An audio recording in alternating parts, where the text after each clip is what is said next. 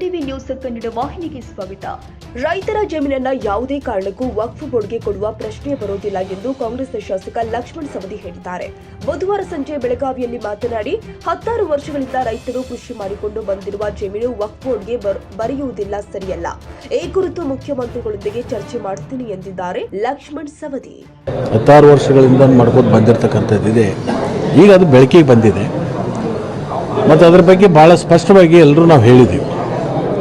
ಯಾವುದೇ ಕಾರಣಕ್ಕೂ ಕೂಡ ರೈತರ ಜಮೀನನ್ನು ವಕ್ತಿಗೆ ನಾವು ಬಿಡು ಕೊಡ್ತಕ್ಕಂಥ ಪ್ರಶ್ನೆ ಇಲ್ಲ, ಬಿಡು ಕೂಡುದು ಮತ್ತು ಅದನ್ನು ಅವಕಾಶ ಕೊಡೋದಿಲ್ಲ.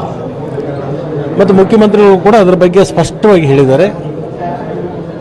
ಖಾತಾ ಉತ್ತಾರದಲ್ಲಿ ಏನಾದರೂ ಹೆಸರು ಸೇರ್ಪಡೆ ಆಗಿದ್ದರೆ ಅದನ್ನು ತೆಗೆದು ಹಾಕ್ತೀವಿ, ನೋಟಿಸ್ ಕೊಟ್ಟರೆ ಅದನ್ನು ವಿಡ್ರಾ ಮಾಡ್ತೀವಿ, ಅದಕ್ಕೆ ಯಾವುದೇ ಥರದ ಬಾಧಕ ಇಲ್ಲ ಅಂತಕ್ಕಂಥ ಮಾತನ್ನು ಕೂಡ ಹೇಳಿದ್ದಾರೆ.